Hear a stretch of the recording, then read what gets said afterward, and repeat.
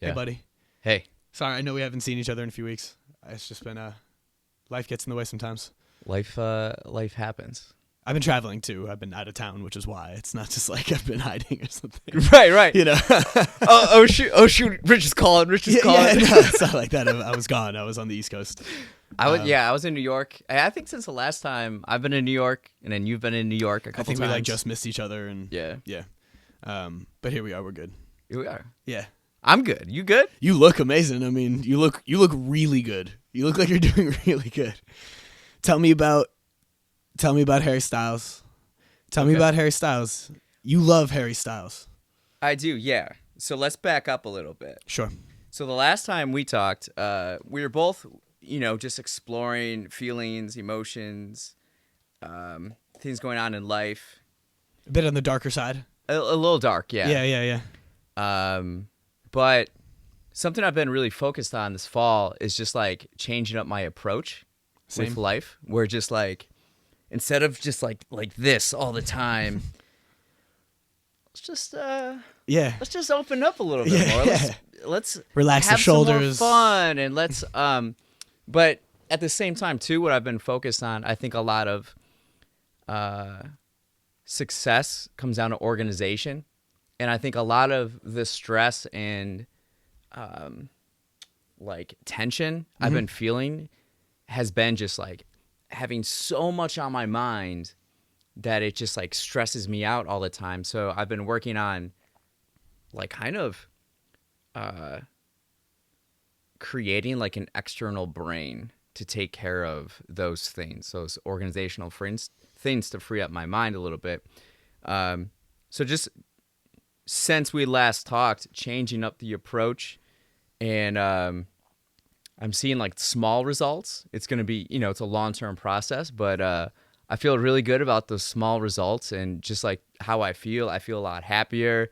And it was kind of like capped off with this Harry Styles concert. I mean, look at you. You can see the mood, the difference in mood. You can't wear a boa and not feel amazing. And not smile. Or have fun. Like, it's so fun.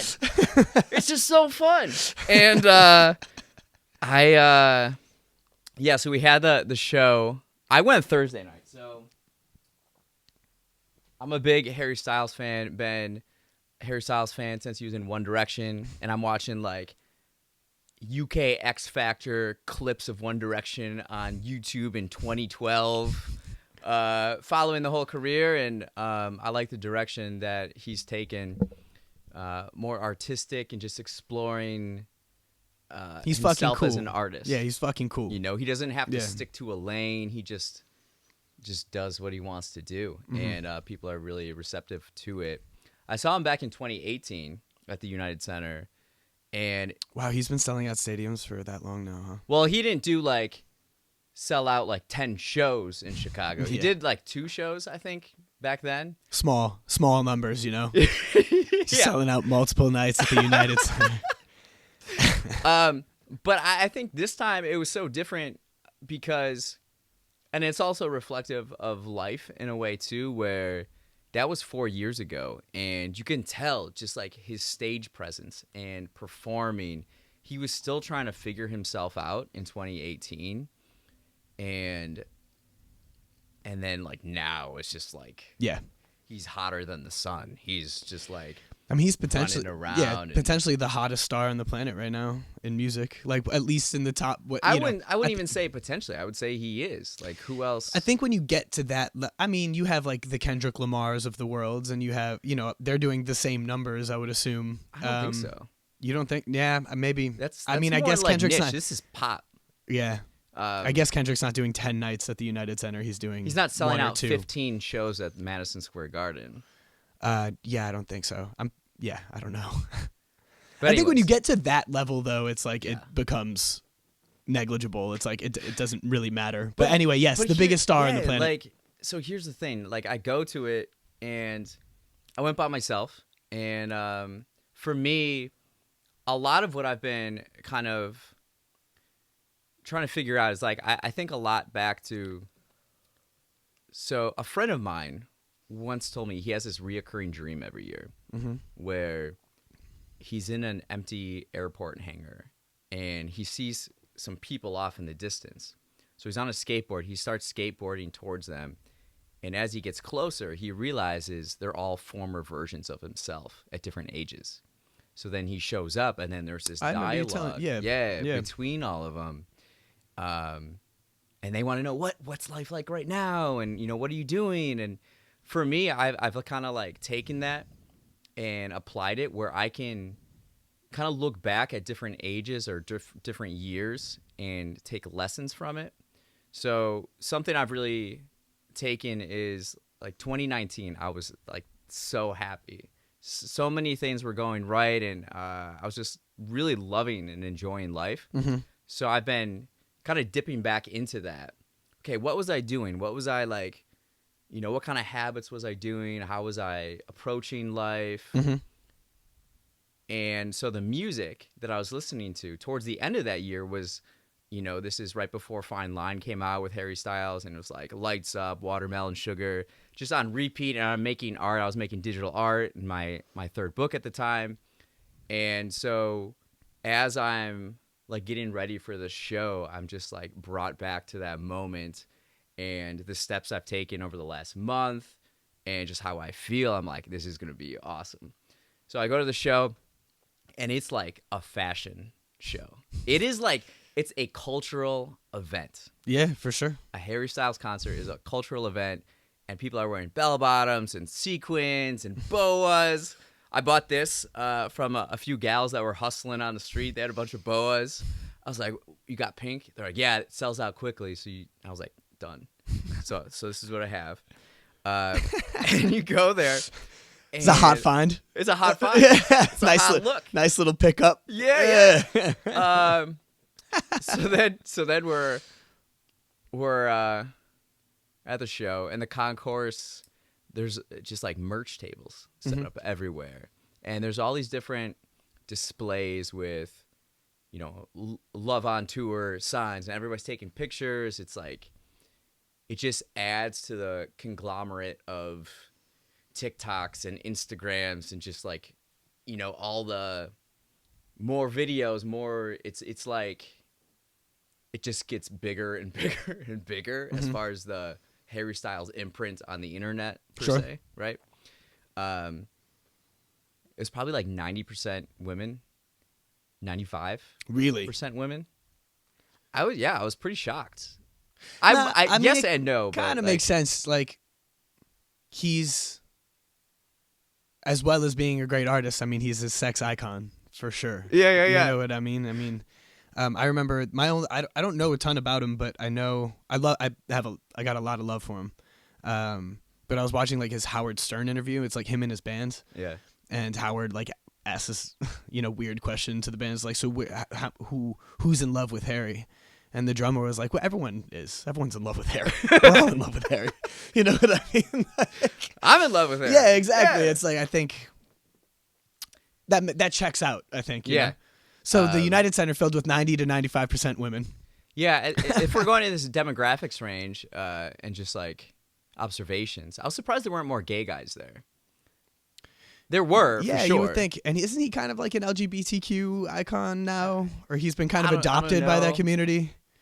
But not as strongly as I guess I would have thought. That you thought? Okay. And then all the straight guys there just like didn't make eye contact with each other. Why, bro? I don't know. I know. There you are in your boa, like, woo! But then, so then everybody's waiting, and he opened with my favorite song on Harry's House, his new album, Daydreaming. Mm-hmm. And I took a video of it. The place just erupts.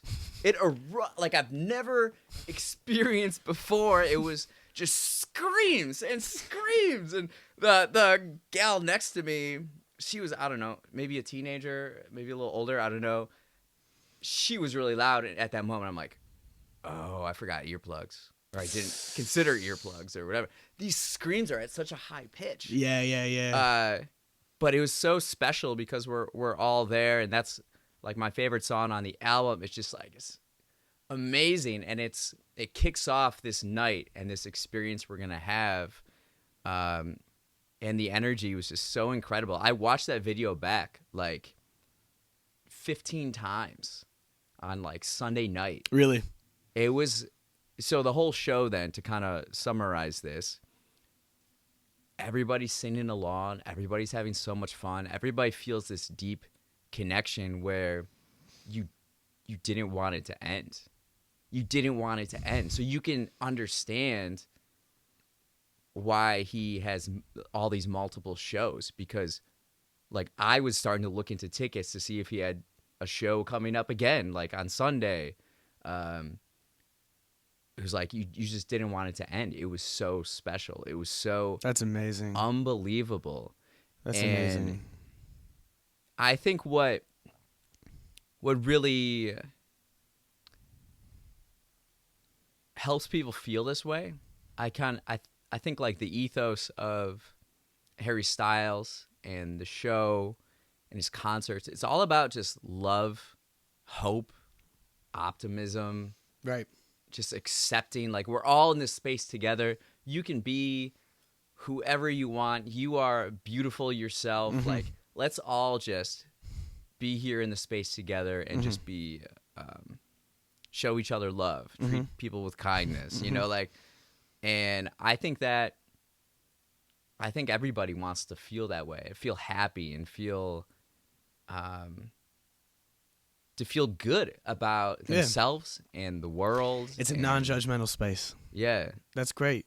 I remember you saying this to me. I stopped by the bar the other night, and you just gave each other a big hug, and you were wearing the boa, by the way. He was wearing the boa. I wore the boa every single day since the concert. When Rich likes something, he really fucking likes it. I really go all in. And you're wearing the boa, and you just give me this big hug, and I'm like, I love this. What's this? And you were like, Harry Styles is about love. And then you just like walk the fuck away. And I was like, good to see you, Richie. I'll see you in a few days. We'll do a podcast about it or something. Yeah. It's beautiful, man. I'm glad that you It's feel cool. so connected to it, you know, like, Yeah. you have I gotta flip that over so I don't look at it every time it buzzes. You have a flavor for, the stuff at the top of culture, like huge Beatles fan, like diehard Beatles fan, big into Harry Styles. I think those are the only two examples I really have. But what is it that makes you feel like? What do you think draws you to these like larger cultural occurrences? Is it the spectacle? Is it just like, how does something get this big? Is that what's interesting? I think with the Beatles, I mean, I love the Beatles too, obviously. like everybody. Yeah. I mean, like I remember growing up. So we would go to church. We would drive like 15 minutes into the nearest town, and on the way back, they would always have this like Beatles brunch on the radio. Mm-hmm. And my mom, she didn't like, music with, questionable lyrics or guitar solos, noise. And so like oldies was kind of the station. But it was like every single time we were driving back, this radio was talking about the Beatles. So at a very young age, you unconsciously or subconsciously realize this is like the biggest, greatest band Ever. Yeah. Ever, right? And then you listen to all their songs, and there's all this like diversity in it. Yeah, range. But a lot of the songs, the Beatles are about love. Mm-hmm. And everybody, again, going back to this, like what is popular, I think more and more with the internet, it's very clickbaity, it's very negativity draws headlines and things like that. But I think as human beings, we want to feel happy.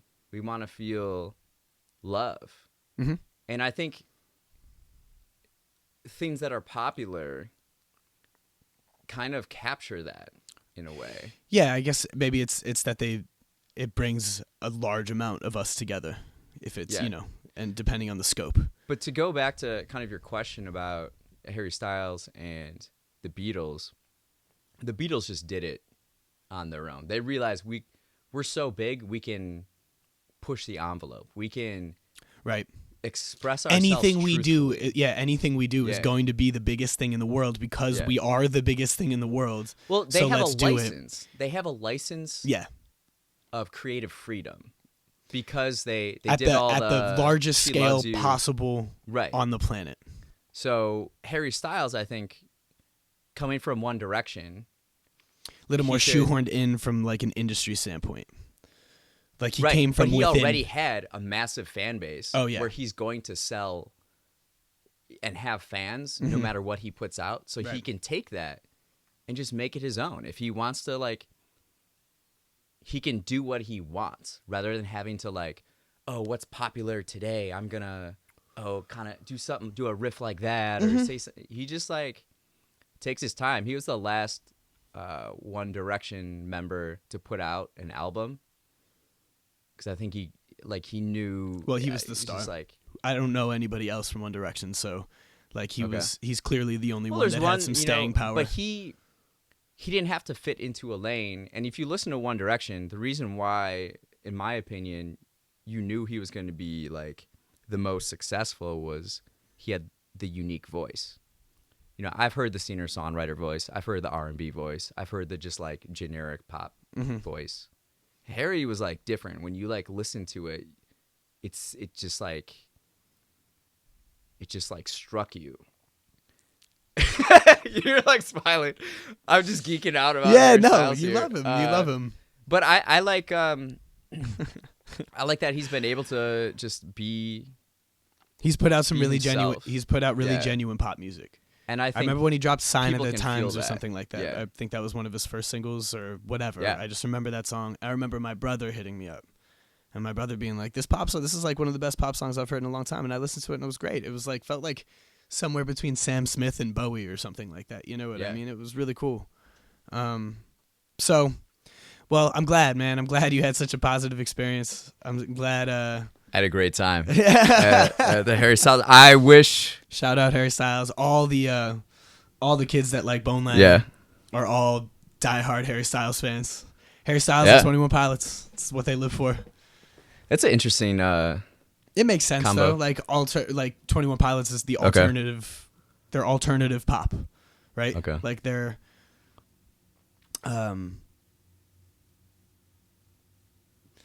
when I listen to 21 Pilots, like it makes their scale makes sense to me. It's like, all right, this is it's Warped Tour, but for like the world. You know what I mean? It's like Interesting. It's like that Yeah. niche. It's what that niche thing used to be. That emo, alternative, threading the needle, genre bendy thing, but like honed and dialed into like the radio and like mass appeal, Yeah. And they're dope. I got a lot of I respect think for them. I'd They're like, fucking so cool. I envy 21 Pilots, Well, to like kind of conclude the Beatles and Harry Styles, and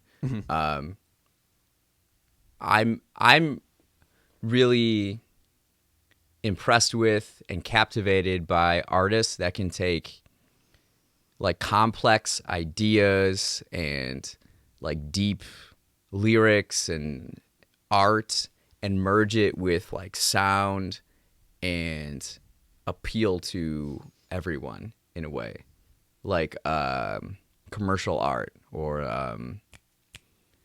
what do you call that, like art and popularity, like art pop art. where you can take like you can take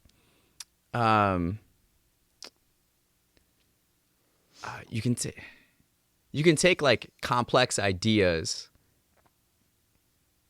or big ideas and deliver it to the most amount of people. I'm impressed by that. Yeah, for sure. You know, Warhol. Are you into Warhol?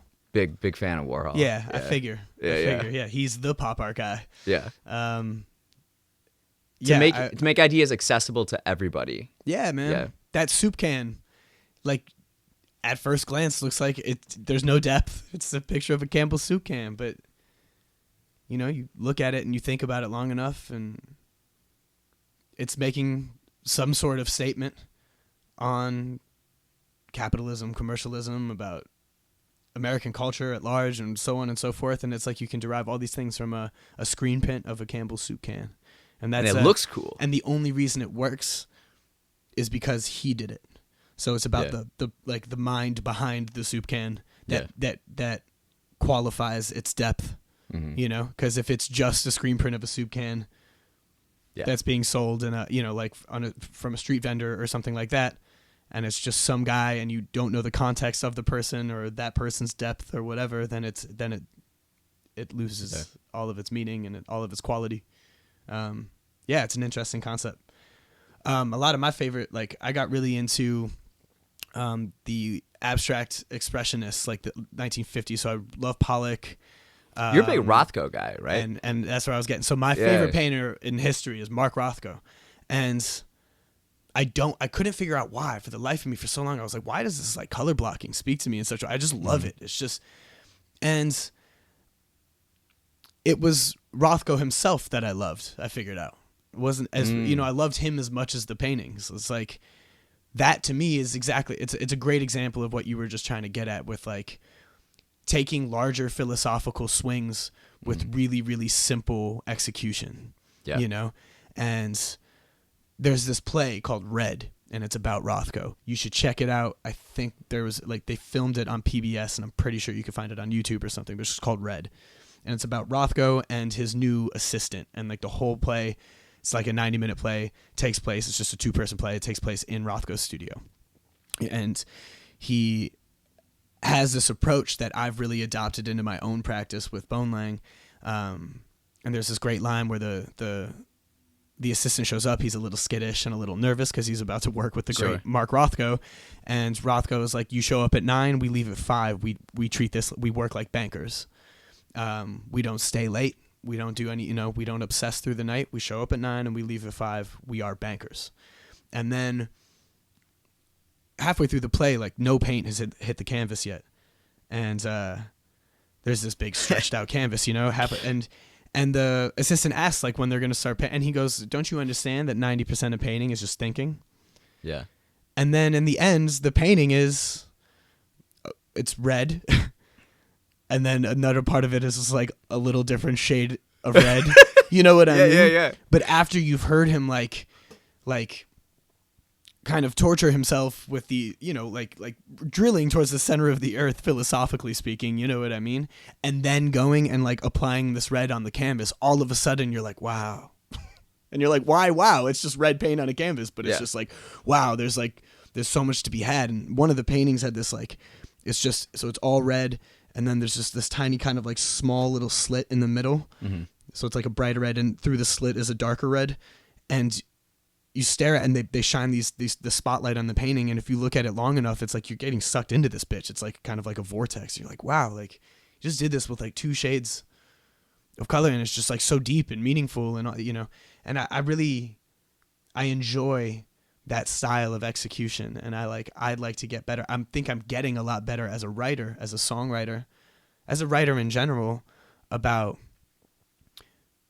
being a little more simple in my delivery and being cleaner in my speech. And like, I think if you listen back to early Bonelang stuff, so like Set Theory and like even some like early Venn diagram shit, there were songs called like Sly Fox and things like that had potential to be great tunes. But I think when I listen back to them, I listen really actively, and I'm always, all I can hear is all my old bad habits, right? As the person that writes it, like whether some other kid or something connected with those songs, like I have no connection to them anymore. And it's like, what I realized was I had so much inside me, but I had no sense of tact in my writing it. So I was just trying to cover every bit of real estate on the song with words, with poetry. Okay. So I would always rap like this, and sometimes it would be like I would, and it was like word vomit, and I would be like kind of angular and like off the beat, and it was cool. It was like, for me, it was me trying to hone a style, but it was just vomit. It was like kind of like, well, I'm not going to call myself Jackson Pollock because those paintings were unbelievable, but it was more like of that ilk where it was like, just start throwing shit at the canvas and see if like something sensical and beautiful can come out of it. Whereas now I feel like a lot more precise, and there's no fat in the bars anymore. There's no like every line is necessary for the following line to work. And like, I'm really, really trying to pinpoint. So I'm going to show you a little bit of music after we get off today. But, there's this single for Two Crows that we've been working on the last few months. that we went into, like, Two Crows is really starting to, it's like almost there. We're within a few months. Wait 1 second. Uh-huh. So on the Jackson Pollock note, so Okay. we were talking about Warhol earlier. I went to this Sure. Warhol exhibit, and he's got like this artwork where he's like making fun of Jackson Pollock and his style, where it looks like he's got footsteps, and it's like a patterned footsteps because he's making fun of Jackson Pollock, how he's like just like that. I thought it was funny, so go ahead. I gotta check that Two Crows. piece out. Two Crows, and it's really almost there. But we took a look. We just like stepped back from the project for a second, and we took a look. And we're like, all right, it's a little too sleepy. Like there's just one too many ballads, and there's not that driving, like single E number that can like tie the whole room together. You know, it needs that like the rug that's gonna tie the room together. So we went in with intention of like, all right, we're gonna do like 4 on the floor, at 140. And then I had pasted thrown a couple chords down, and I was like, all right, I have this one hook that I wrote at 19, and then I have this other hook that I wrote at 29, and I never found a home for either of them.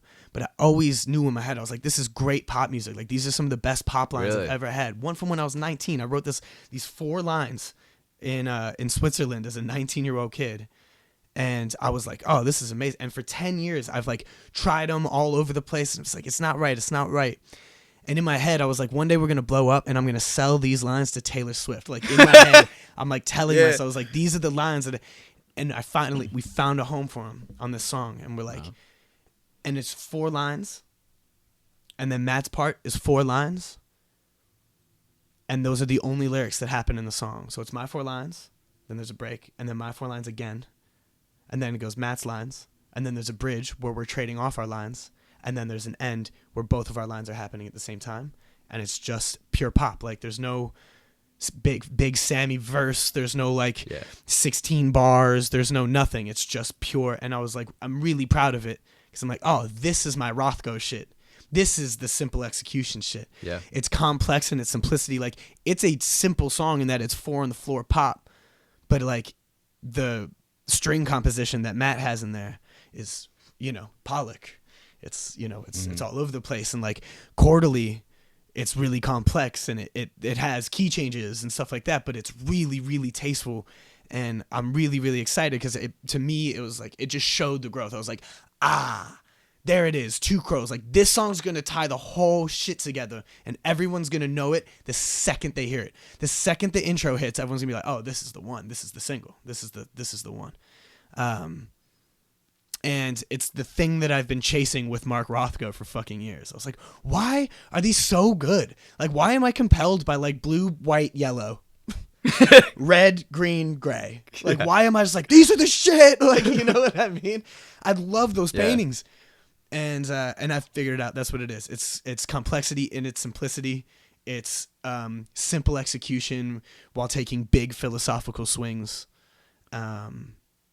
And I think this actually ties really neatly into your points of like what is it that draws you to these larger acts or like these larger kind of cultural events? It's like, well, they're doing something that a lot of other people do, but they're doing it with just the acute differences are the things that elevate it to that platform. Mm-hmm. There's a lot of other guys that can sing better than Harry Styles out there that might be a far better songwriter. I don't even know if the guy writes a song. I have no idea. But whatever it is, it's about like these acute differences about his approach, about his presentation that is connecting all these dots and like creating this space for all these young people or people of any age or whatever to come in and enjoy. So yeah. Harry Styles, Mark Rothko, Bonelang. There's a thread there somewhere. There's a thread. There's a thread. And we're going to tap it one day. Two Crows, man. I'm telling you. Something's going to happen with this album. I'm like, after this song, it's called Love Like You. Okay. Even the title, right? Doesn't sound like a Bonelang song, right? Like it sounds like a pop tune. Sounds like a pop one. Love Like You, man. Sounds like Justin Timberlake. Like I Love You. Yeah, some shit like that. You know what I mean? Sounds like a Harry Styles tune. Love Like You. This one's called Love Like You, mate. And I'm telling you, man, like there's this thing that just happened that snapped into focus on this album. How long ago is this? We've been working on it for 2 months. Okay. quietly, but now it's like really taking a shape, and Yeah. I'm like, oh fuck, dude, like this is, it's like somewhere between Coldplay and Orville Peck and like Bonelang. You know, it's fucking interesting, and I like it. I'm really, really, really excited. So, yeah. Mark You're gonna Rothko. play it for me after this? I'll play it for you after this. Nice. It's not ready. Yeah. It's like when the tune is done, like we have a polished mix. So we have to get the quartet to record all the live strings. Right now it's like just fake strings on there, like placeholders. Sure. And Lawrence has to come in and he's going to re-record the piano part. I think we might go record it on Zach Mark's mom has a Steinway in her living room, like a really great piano. So we might go do like track the piano live on there. Have our pianist play the piano on it, you know. But right now we have Zach's drums. We tracked Zach's drums like 2 days ago, and it just like ignited the fucking. I was like, oh, really? Fuck, dude, it's there. Like it's so close. It's so close, you know. I think it's going to be your favorite Bonelang song of all time. You know? Ooh. I mean, it's the most like that. It's the thing that you like, you know. It's accessible. Yeah. You know, and I think the closest we've come to accessible in the past is like Anvil and like Jet Engine and Playboy or something. But if you really look at those three tunes, it's not like widespread accessibility. I mean, the first line in the verse of Anvil is "What's a do to do?" It's just some existential dread. Like that's not a top 40 tune. Like you're not. That's, you know what I mean. Not that, by the way, Bonelang's like, our intention is not to be some top 40 band or anything, but like our intention is to like, I want to connect more people. I want to find ways to bring more people. You know what I mean? Like when I look at a band like 21 Pilots, it's like they came from a more alternative space, like Car Radio, which was one of their first big hits. It might have been their first big hit. I don't know that much about their history, but like there was like screaming. There's like this big like screamo outro on that tune, and it's pretty alternative. And then they have other tunes that are like the most family friendly shit you've ever heard in your life. My name's Blurry Face and I care what you think. And it's like, all right, so you can get you a girl that can do both. You know what I mean? Like we can be as alternative as we want, but like I want those pieces too. That as like, long as it comes I can from play for my mother, and from an authentic space. Like it doesn't matter. It's coming what from it this is. studio. Yeah, it's not like somebody's leaning over us telling us what to make. Like I love this song. Matt and I, every time we listen to it together. The other day when Zach was just recording, we just turned to each other and we're just like smiling, like so wide. We're like, we're doing it. Like this is the one. Like we're making something likable. we're making something likable. You know, like it's crazy. It's crazy, man. Like it's like you know, something palatable and really beautiful. But again, like the reason. Well, one, I've had a really close relationship with the lyrics for 13 years. Yeah, they've been sitting on the shelf. Like, of course, I'm deeply connected to this tune. Where were these lyrics? Did you have them in a notebook? Did you have them on a Google Doc? No, it's 4 lines, man. So like they've been in my head. I played them just in your head, just in my head, and I wrote a love song for my girl in high school.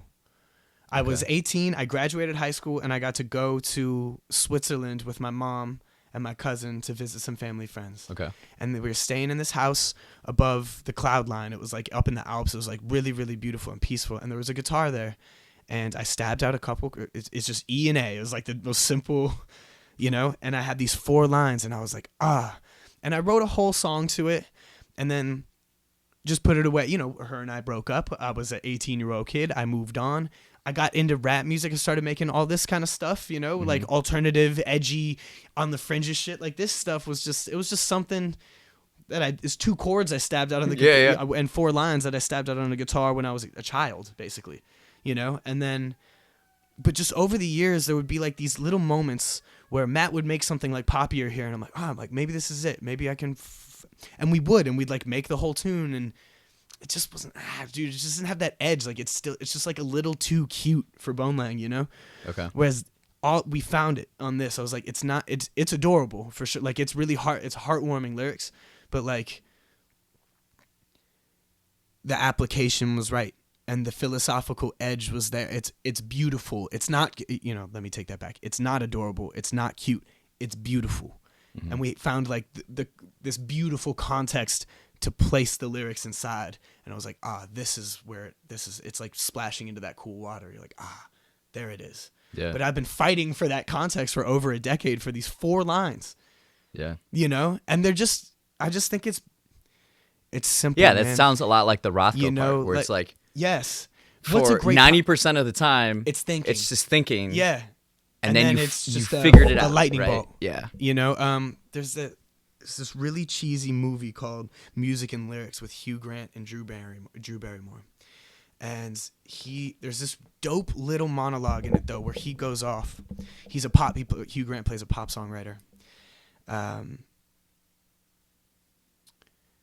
What's the lyric, man? When it's rainy outside, I've got the month of May. What's the pop lyric, you know? I've got sunshine on a cloudy day. When it rains outside, I've got the month of May. I think that's the line. Forgive me if I'm fucking it up, but it's something. I've got sunshine on a cloudy day.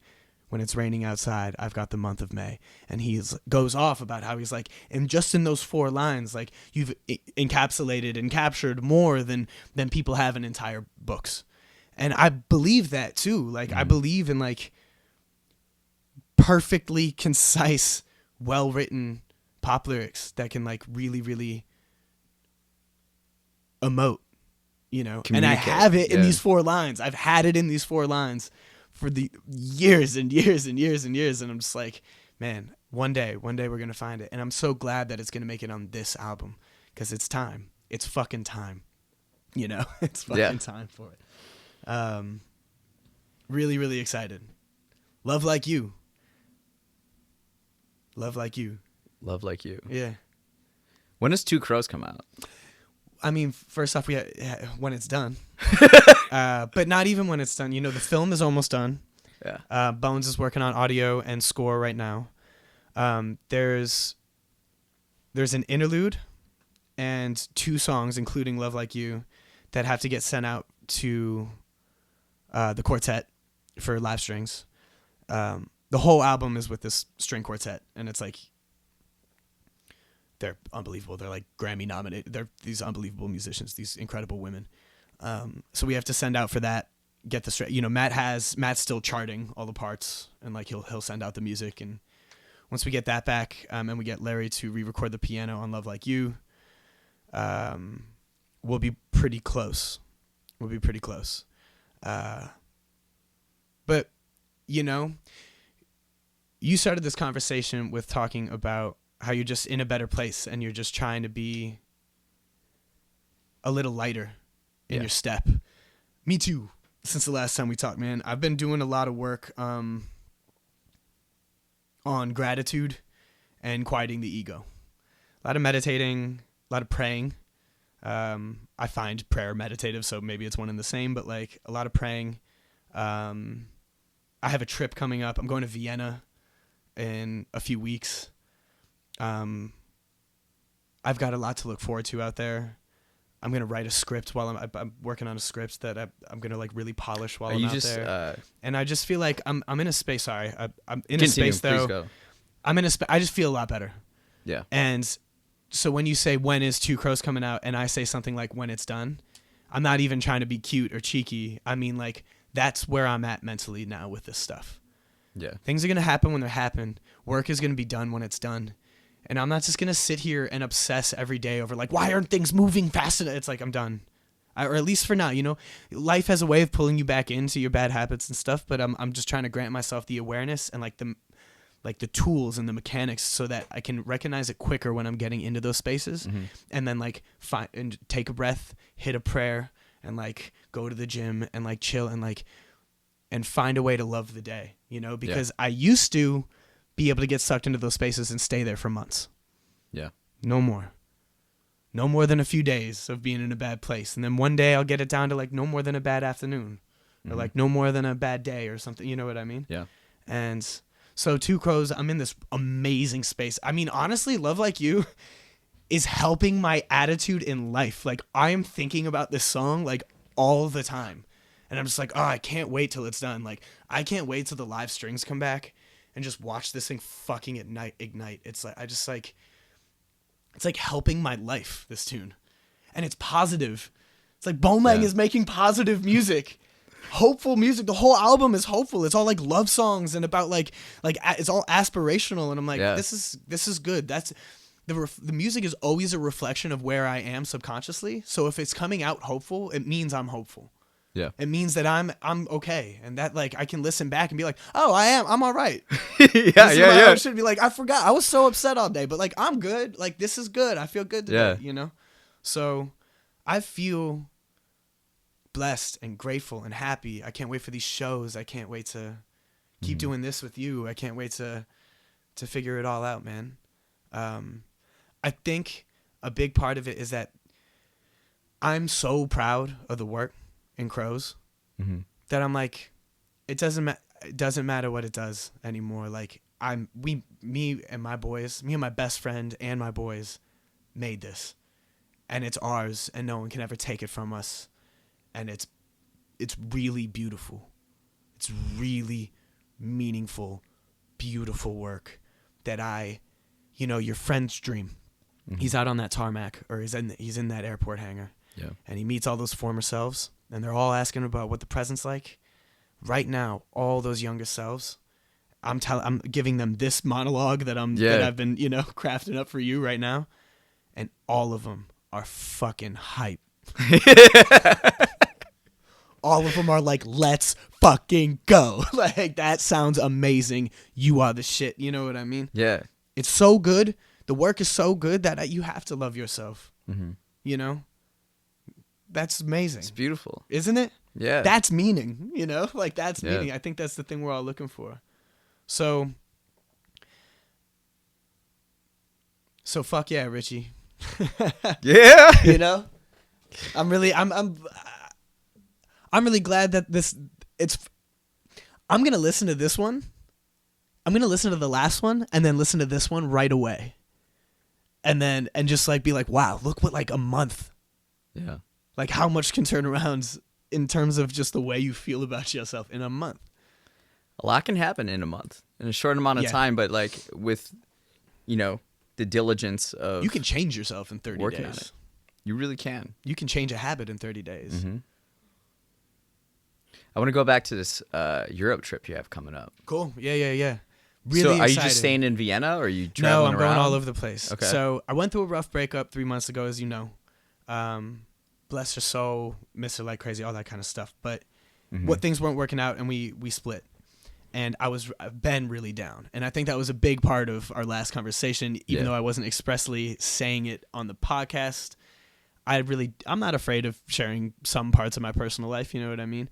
But like that shit's been weighing on me heavy. So after that happened, I just booked a trip. I was like, dude, go. Just get out of here. I would have booked it sooner, but we were up for some tours, and I was like, all right, I'm not going to like tempt fate and blah, blah, blah. So I just booked this trip. And I knew I wanted to go to Europe. I've traveled Europe pretty extensively, but there's so much to see. And I know Europe. I know how to traverse Europe. And I wasn't looking, if I'm going to travel solo for the first time, by the way, ever. Like I've always been with a girlfriend or like family or a friend or something, I'm really going dolo this time. I didn't want pure culture shock. Like I've done Nepal and India and stuff like that. Like I'm not trying to go to Mumbai on my own right now. It's like, I just don't think it would be like the same, I wouldn't get the same thing out of it. So Vienna has this incredible musical history. It sure does. It's what Paris was to literature in the early 1900s is what Vienna is to music in the early 19th century. So I'm going to go to like Beethoven's house. I'm going to go see the symphony. The Mountain Goats, one of my favorite, well, not one of my favorite, but like this really incredible indie band, is doing a show out there while I'm there. I'm going to go see the Mountain Goats. I'm going to go see the Belvedere Palace. I'm going to take a cable car ride up, or like it's a Semmering tour. It's like a ski lift, but without skiing. It like takes you up into the Alps, Very cool. So I'm going to go chill. I'm meeting somebody there that I'm really excited to see. And then after Vienna, and I've never been to Vienna, which is why I chose it. After Vienna, I'm taking a train to Berlin through the Czech Republic.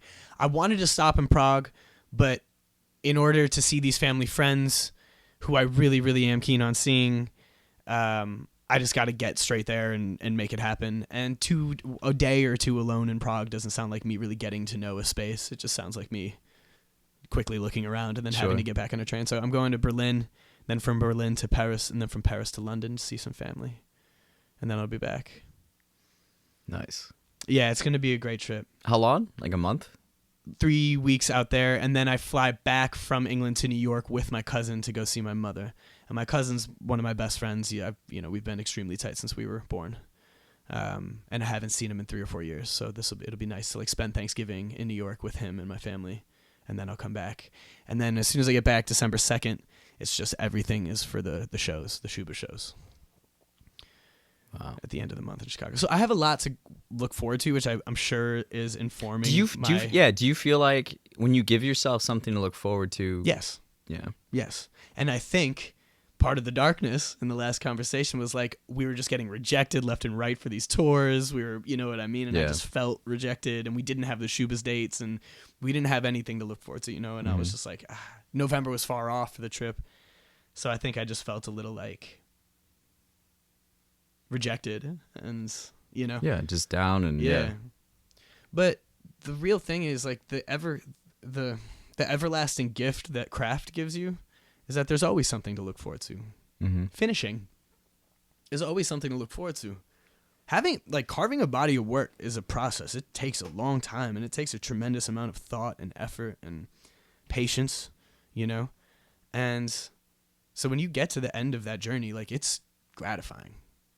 Even if we just finished Two Crows and never put it out and never told anybody we made it, just having it like on my private SoundCloud, I'd be like, man, this is amazing. Like, we did this. Like, this is a finished piece. You know what I'm saying? So even just that in and of itself is really gratifying.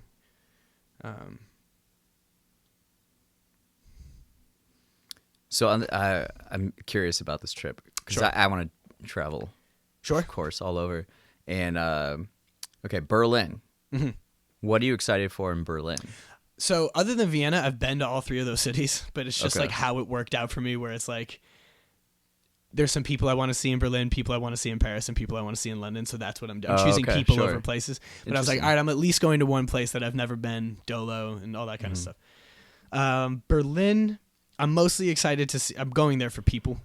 When I went last time, I went with Bones, who has some German heritage in him.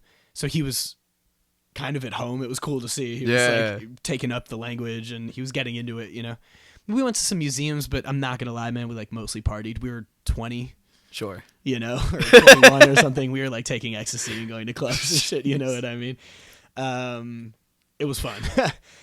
So we were sleeping a lot of the days and shit like that. We were only there for a few days. So I'm hoping to hit some museums. Berlin isn't exactly the city that I'm most excited for. Like, this is no shade. Berlin is a lovely place with a great culture and shit, but it's not like the most beautiful place. Kind of like brutalist. Yeah, it's like industrial looking and gray and concrete. It's fucking German, bro. It's not like ornate and So yeah, Berlin. The family friends I'm going to meet they're the Detola family. They are the family that introduced my parents. So my mom was working on a yacht in Greece as a cook, as a private chef, for a wealthy Italian family, the Detolas. Okay. And they fell in love with her and brought her back to Milan just to like be a nanny. And they were like, just don't leave us. Like, just come back to Milan, stay a year. And she just never went back to England. And she went to Milan. And then she needed work, and they were friends with this really wealthy American family. So she went out on their yacht for a summer. They fell in love with her and then brought her to the States. And we're like, just come be our private chef, and like, we'll employ you, and you can live, and we'll get you a green card over time. I mean, it took years. My mom was illegal for a lot of years. And she gets her citizenship through this family. Then my dad comes from Egypt to Columbia University to do his master's in engineering in New York. And his roommate is a guy named Paolo. And it's the son of the Italian family, the Totola family, or the Lenarduzzis, or I can't remember their last name at the time, but, because of marriage and so on and so forth. But it was Paolo, who's the son of the family that brought. So then Paolo calls my mom. She's like, hey, like I'm having some people over. We just moved into my new apartment with my new roommate. Why don't you come over? Bring some friends. And she went over, and that's how she met my father. Yeah. Wow. And then I've been to Italy a few times, and to France a few times, which is where, and Switzerland. When I was in Switzerland, that's who I was visiting. These people. And I've become friends with their kids in my adult years, Marco and Bianca. Yeah. So I'm going there to see them. Nice. Yeah, it'll be really dope. And then to Paris. Been to Paris twice. I tacked on Paris just because I'm like, I'm going to go walk around alone in Paris for 2 days. You know what I mean? I love to walk and all that kind of stuff. So Paris will be great. London, I'll be with family. I'm going to do a poetry reading in London the first night I get there. And I'm going to see all the cousins and aunts and uncles that I haven't seen in a long time. It's going to be nice. It's going to be, it's going to be a really healthy trip. I think so too. The train rides from Vienna to Berlin is like 9 hours, and then from Berlin to Paris is like 9 hours. And I'm really going to use those to write. What time of the day Free Wi-Fi, daytime. Okay. They're both Perfect. daytime. I haven't booked mine from Berlin to Paris because it's like I have a few days to like play with, so I'm just going to like book that when I'm there. And it's like, all right, I need to get the train. I'm just going to go hop on one, and it's like $60 to $70 to get to like through 2 countries. You know what I mean? It's fucking amazing. Yeah. And I can fly for the same price, but I'm like, nah, I think I want the rail. Like stay on the lands, look around, and then write, you know? Europe, half the reason I'm going to Europe is because of the train system, man. It's like Europe by train is the best. So when you go, have you done Europe? I've been to Paris, and then I've done Spain. Amazing. I've taken trains from Madrid to Barcelona, then Barcelona to Sevilla to Valencia. No. Amazing. Valencia, then Sevilla, and then back to Madrid. Were you alone? Mm-hmm. Nice. I've done almost all my traveling alone. Do you like it? I do. I will say now it gets to be a little lonely. A little bit, yeah. Yeah. And also too, if you're in like it's just like, it's nice to have another person to problem solve. I would rather just be like spontaneous and just enjoy it freely. Yeah. But then I also have to then, if I'm alone, do all the freaking planning, which is like what I hate. Yeah. I hate all that shit too. I'm more like, whatever, man. But then, like, you know, it always works out, man. But it doesn't work out. It's like I always have somebody else planning shit for me, and then I just stumble into it. One of the trips I did take with people, we went to Southeast Asia, and it was Hong Kong, Hanoi, Vietnam, Ho Chi Minh, Vietnam, and then Bangkok and Phuket. But the person I was with, he was inspired by Anthony Bourdain, and he was getting out of medical school, and he had like 3 months just like free until he started his residency. So in like 2 weeks, he scheduled everything out like, you know, like someone who's a doctor would do. Like everything was like on schedule. I didn't even have to have a phone. I just showed up and we just like went, and he was always on his phone checking the times and everything. Amazing. Yeah, that's awesome. a useful guy to have around. Yeah. Yeah, that's nice. But the trains in Spain, I really enjoyed that. The best. Very efficient. Yeah. And they're clean and comfortable, and they have Wi-Fi so you can write, and smooth and fast, and it's so fun. I love trains. I love traveling by train. I would do it more in the States. This country's fucking up, man. It's like an Amtrak ticket I would take the train to go see my mom on the East Coast all the time and just like spend those 11 hours. Yeah. You know what I mean? Like instead of just having the hour and a half flight. But it's more expensive to take the Amtrak than to take a fucking plane. I'm like, why are we? It should be the flight from Chicago to New York and back. Like it's so nice. It's only 2 hours, and there's always so much available. It's really easy. Yeah. It's pretty cheap too. You can to get from here to like Cleveland on a train should cost like $30, $25, $20. You know what I mean? Mm-hmm. It should be, and it should take you right into the heart of the city, drops you off from Chicago. It's like, why isn't this city or this country? Because we prioritize cars. I know, not public transportation. That's dumb. Miami has this great. I took this high-speed rail from Miami to Fort Lauderdale. I was just blown away. I like made posts about it. I was like, this is mind blowing. It's so smooth. It reminded me a lot of the European stuff, but like the train station looked like an Apple store. Everything was like smooth and on time. So on time. Yeah, that's the thing about trains. It's like there's none of these bullshit delays. There's no, you know, it's like, come on. It was so smooth. Where did the train go to? I'm sorry, from Miami to where? So it has like 3 stops. I forget what it's called. I don't know, but it goes from Miami, Fort Lauderdale to West Palm Beach, and then back. Sure. So those stops. I was just in Fort Lauderdale. Okay. For that hockey tournament. Oh, sure. But I didn't see shit. I saw the hotel and a hockey rink. Like I didn't do it. I didn't even get to Miami. I've never been to Miami. I was like, I'm going to Miami. I'm gonna eat a Cuban sandwich. I want to like walk around on the beach. I didn't even go. It was a lot of hockey, and it was right before the hurricane, so every day was storming. Wow. So it's just like, all right, whatever. Yeah, traveling is a great experience and a great way to like take your mind. To me, it's the great reset.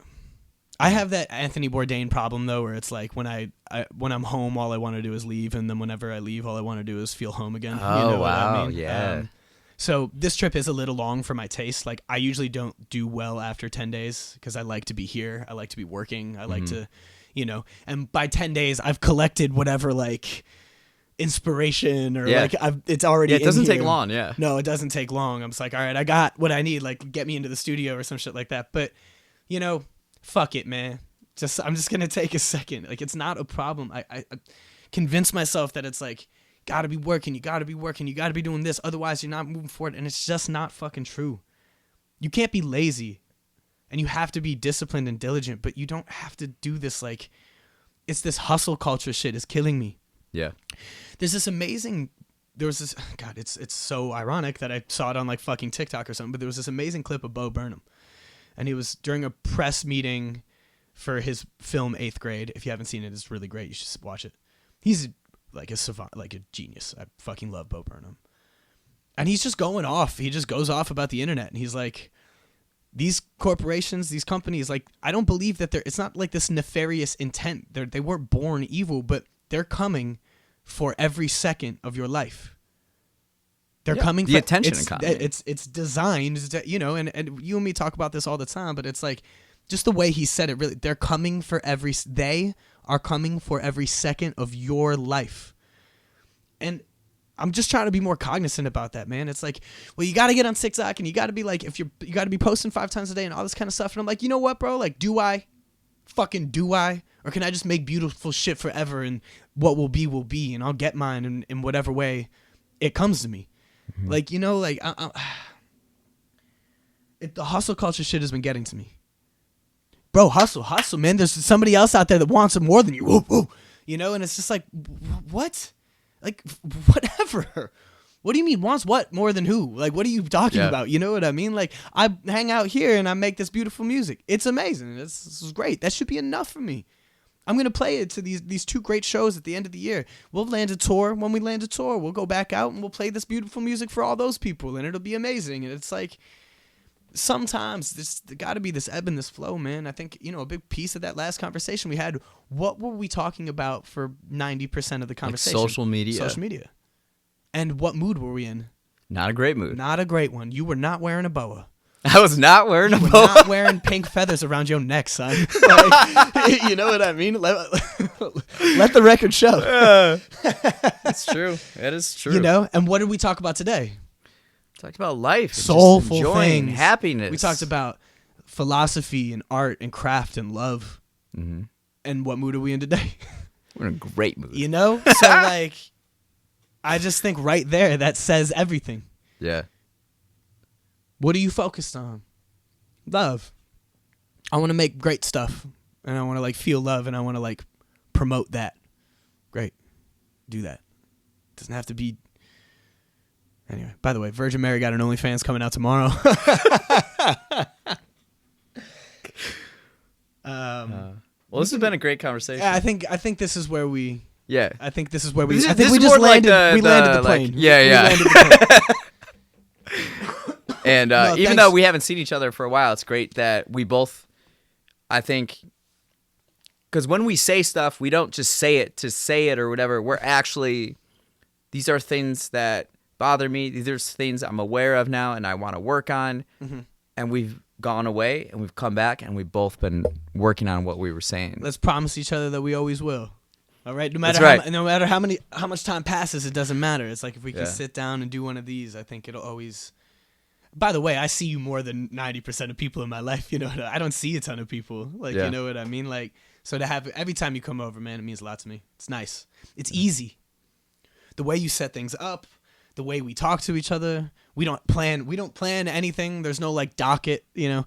No agenda. There's no agenda. It's just we sit down and just start going. And every time even after that last conversation, which was like wholly negative, like I felt a sense of relief when you know, when you packed up and left. I was like, you know, I feel I got that shit off my chest. Mm-hmm. You know, so thanks for being here, bro. Talk soon. Yep. Arrivederci.